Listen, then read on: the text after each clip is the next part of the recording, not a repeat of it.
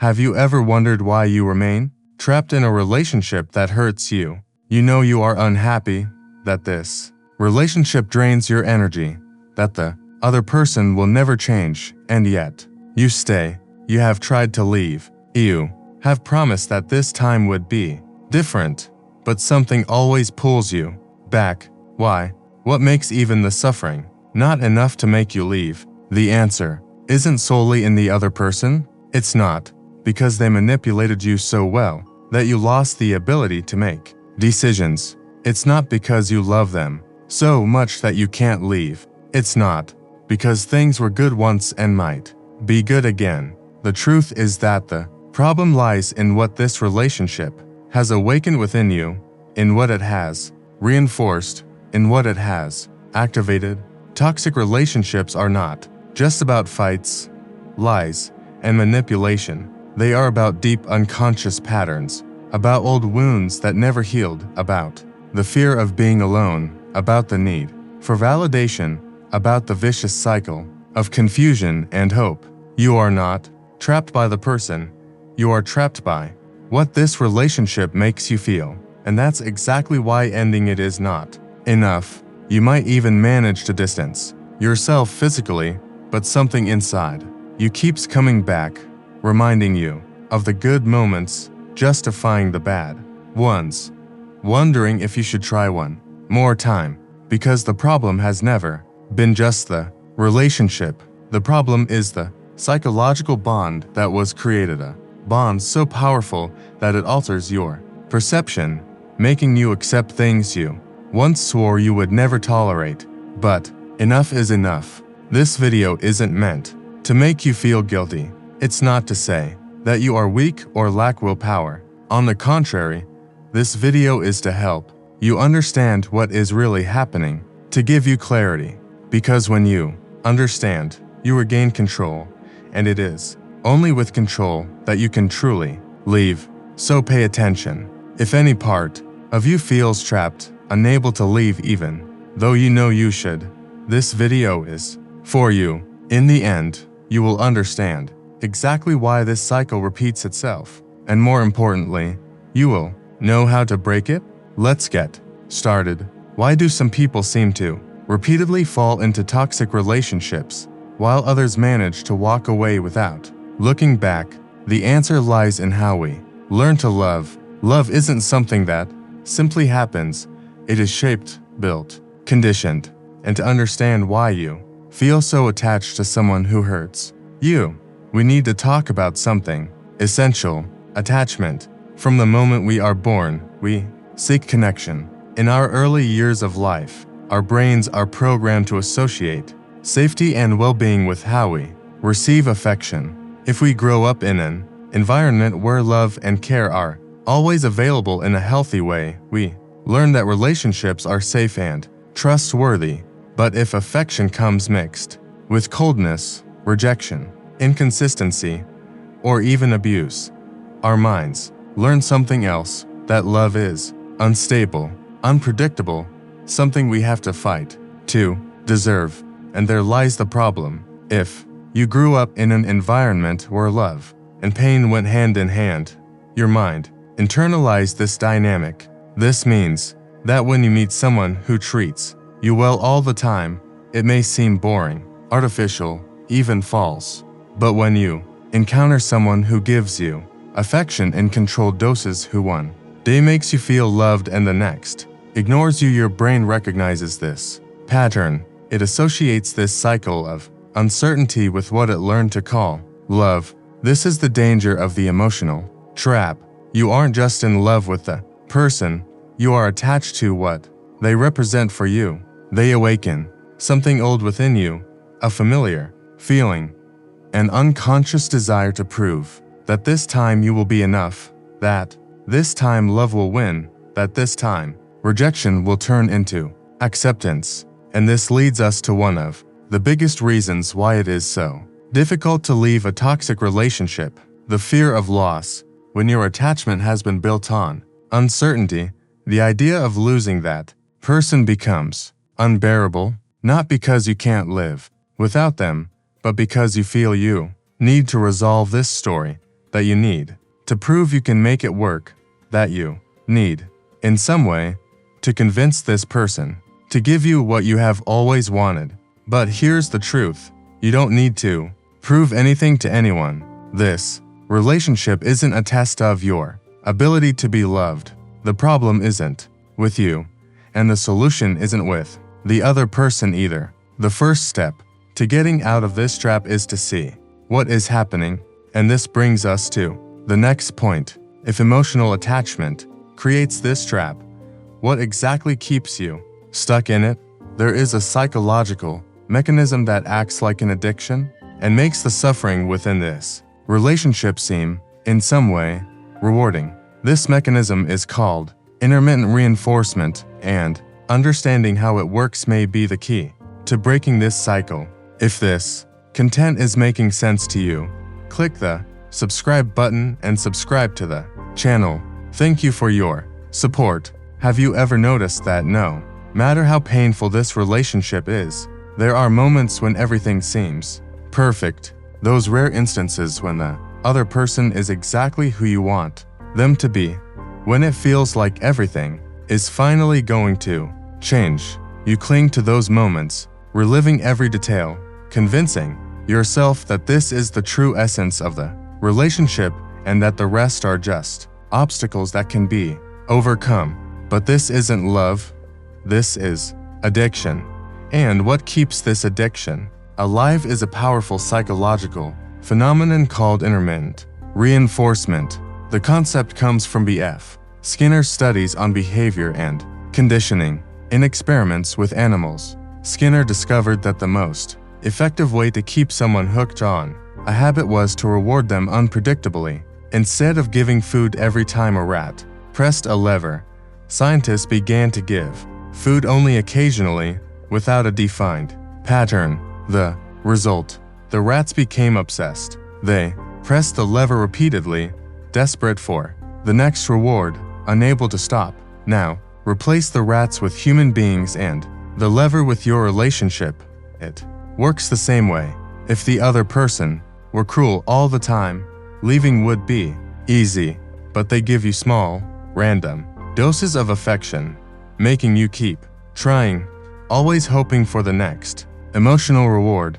And the most perverse thing about this mechanism is that it trains you to accept less and less. In the beginning, you might have demanded respect, reciprocity, commitment, but after so many ups and downs, your standard changes. You start to accept crumbs because deep down, you just want to relive those good moments. You convince yourself that if you try hard enough, if you are patient, if you change something about yourself, the other person will finally return to who they were at the beginning. But that is the trap. This relationship was never about love, it was about control. The toxic person, consciously or unconsciously, understood that keeping you trapped doesn't require constant affection, but rather the right dosage of warmth and coldness enough to keep you trying.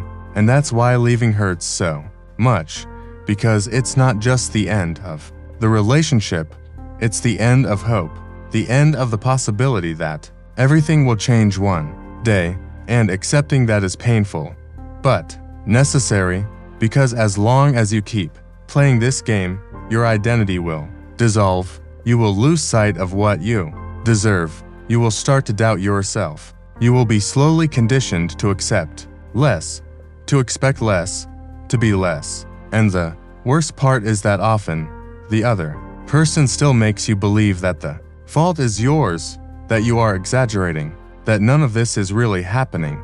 And if you have ever found yourself questioning your own sanity, feeling that maybe it's all in your head, then you need to understand the next concept: gaslighting, projection, and emotional manipulation, the psychological weapons that destroy your perception of reality. If you've ever found yourself asking, am I exaggerating? Am I the problem? Maybe I'm going crazy. Then, you've already felt the effects of psychological manipulation. And among all forms of manipulation, few are as devastating as Gaslighting? Gaslighting is when someone distorts reality to the point of making you doubt your own feelings, memories, and even your sanity. It is an extremely effective control technique because it puts you in a constant state of doubt, making it harder to recognize the abuse and even harder to escape from it. Here's how it works. You notice something wrong in the relationship, perhaps a strange behavior, a contradiction, a lie, and confront the other person. But instead of taking responsibility, they flip the situation. They accuse you of exaggeration, paranoia, of creating problems where none exist. Phrases like, "You always misunderstand everything," "Wow, you're so sensitive, that never happened," "You're imagining things," start to become common. Over time, you begin to doubt yourself. You replay conversations in your head, try to remember details, seek evidence to validate your feelings. But with each new confrontation, the distortion of reality intensifies. What once seemed obvious now feels uncertain, and the more you doubt your own perception, the more dependent you become on the other person to define what is real and what is not. Gaslighting is just one of the tools used in toxic relationships. Another powerful weapon is projection. Here, the person transfers their own flaws and behaviors onto you.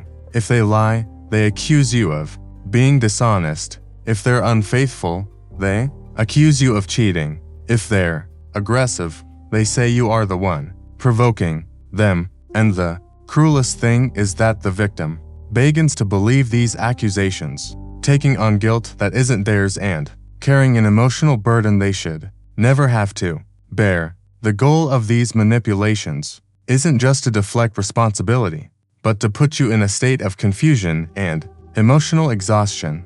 Because when you are emotionally drained, it becomes easier to control you. When your self-esteem is shattered, you accept any crumbs of affection as a reward. When your perception of reality has been altered, you stop trusting yourself and start trusting the other person blindly. And this leads us to an even deeper question. Why do you continue to accept all of this if it is already so clear that this relationship is destroying you? Why is the fear of leaving still so great? The answer lies in one of the most powerful factors that keeps a person trapped in a toxic relationship: the fear of loneliness and the illusion that love can change someone. Have you ever found yourself thinking, "But what if I never find another person?" Or what if no one else loves me? Have you ever caught yourself believing that if you just try a little harder, have a bit more patience, or change something about yourself, maybe this relationship will finally work? If so, then you have been a victim of one of the biggest factors that keep people trapped in toxic relationships: the fear of loneliness and the illusion of change. The fear of loneliness isn't irrational, it has deep roots in our psyche. Since childhood, we are taught that being alone is a bad thing, something to be avoided at all costs. Society reinforces this all the time. Movies, songs, social media, everything tells us that being loved is our ultimate goal, as if being single is a failure, as if not having someone is proof that something is wrong with you. Now, combine that fear with a relationship that has destroyed your self-esteem, or relationship where you were conditioned to believe that no one else would understand you, that no one else would accept you the way this person does, that no one else would love you like this. The result? You convince yourself that leaving would be a mistake, that it would be better to endure what is bad than to risk being alone. But what if I told you that what you are feeling isn't fear of loneliness, that what you are actually feeling is emotional withdrawal? Toxic relationships create a state of dependency similar to addiction. You aren't just attached to the person, you are trapped by hope. You remember the person they were at the beginning? Those moments when everything seemed perfect, and you believe that if you just hold on a little longer, that version of them will return. You rationalize the bad moments, justifying them as temporary phases. You cling to empty promises, too, sweet words spoken at the right moments, and ignore the reality of their actions. This isn't love.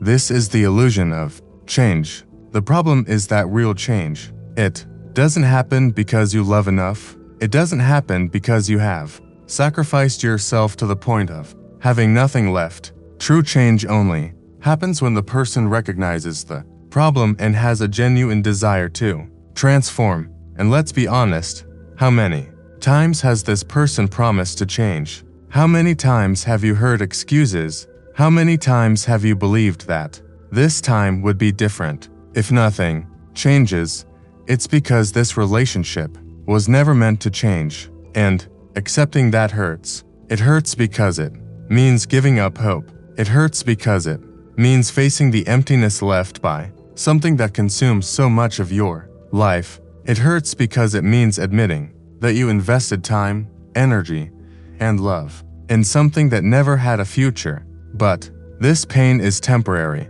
The pain of continuing that is eternal. But leaving a toxic relationship isn't just about deciding to walk away. If it were that simple, you would have done it already. To truly leave, you need to break the emotional bond, reprogram your mind, and rebuild your identity. And that is exactly what we will talk about next. How to break the cycle and start the process of emotional detoxification. Have you ever noticed that even knowing that this relationship is destroying you, something inside you still hesitates? Even when the pain becomes unbearable, there's still that voice saying, "What if I'm making a mistake?" Or, "What if I never feel something like this again?" This happens because leaving a toxic relationship isn't just a rational decision. It's not enough to understand that this relationship is harmful to you. You need to reprogram the way your brain associates love, validation, and even your own identity. You need to go through a true process of emotional detoxification. Yes, detoxification, because this relationship functioned like a drug. Every little dose of affection was a reinforcement to keep you trapped. Every moment of hope was an addictive stimulus. And now, just like an addiction, you need to cut this cycle definitively to regain your freedom. But how to do that? How to finally break this bond that seems unbreakable? Step 1. The total break. The no contact. If you want to truly heal, you cannot maintain contact, and that means no messages, no calls, no let's stay friends. Any contact you have with this person reactivates the emotional conditioning and pulls you back into the spiral of confusion. You might think, but what if he or she changes? What if he realizes what he lost? But here's the truth. If this person were capable of changing, they would have already done it. If they truly valued you, they wouldn't have brought you to this point. What they feel isn't regret, it's fear of losing control over you. And maybe you think, but I just want closure. You don't need that. You already know everything you need to know. The closure you want isn't an answer, it's a last reason to stay. So cut it. Cut everything. Block them on your phone. Leave social media. Don't accept crumbs. And get ready, because when you finally do this, the emotional withdrawal will hit hard. Step 2. Endure the withdrawal without relapses. In the first few days, you will feel an emptiness. Your brain has been conditioned to seek this person to feel complete, so their absence may seem unbearable. But this isn't longing. This is withdrawal. The problem is that your brain will try to convince you to go back. You will only remember the good moments, forget the suffering, and think, maybe I overreacted. But that's just your addiction trying to pull you back. The best way to get through this phase is to replace the old pattern with a new one. Fill that emptiness with something else. Get into a routine that keeps you busy. Exercise, read, hang out with friends who make you feel good, and, above all, Don't romanticize the past. Make a list of everything this person did to hurt you and reread it whenever you feel like going back. Step 3. Rebuild your identity. Toxic relationships destroy self-esteem. You've gotten used to seeing yourself through the eyes of the other. You were taught to believe that you are not enough, that you will never be truly loved, that you need to change to be accepted. Now it's time to reprogram yourself. You need to ask yourself, who was I before this relationship? What did I like? What made me happy? What did I abandon to fit into this relationship? Recovering means rediscovering yourself. It means finding your voice, your desires, your autonomy again. You don't need a relationship to be whole. This idea was planted in your head by a society that profits from your insecurity.